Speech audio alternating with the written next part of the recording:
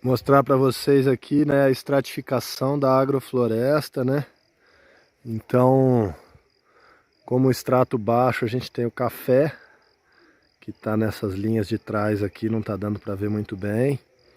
Como extrato médio, a gente tem os limões, né, os citros. E aí, essa banana aqui já está fora de ciclo, né? Ela já é de um ciclo anterior. Como extrato alto, a gente tem essa goiaba aqui, que está saindo por cima.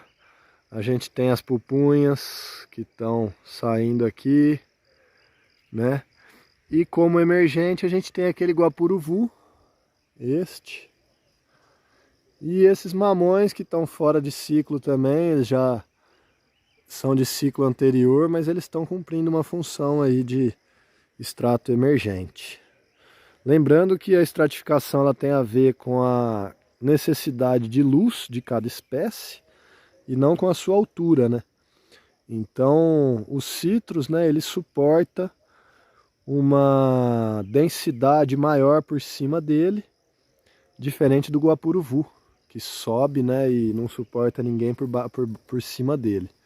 A gente poderia ter no lugar desses mamões, né, uma embaúba, um eucalipto, outras espécies aí que fariam esse papel aí. O café, né, ele fica no extrato baixo, ele domina a maior parte, né, do sistema, ele cobre ele tem a maior cobertura de solo, e o extrato alto ele suporta uma ou outra por cima, mas também não gosta de muita gente por cima não. Então a pupunha, né, ela vai subir, a gente pode ter jussara, a gente pode ter abacate, a gente pode ter jaca, a gente pode ter manga, tudo isso é de extrato alto. E é isso aí, galera. O tempinho tá meio fechado, mas a agrofloresta tá bonita. Fazenda Monte Cristo, agroflorestal. Bora agroflorestar, galera! Uhul!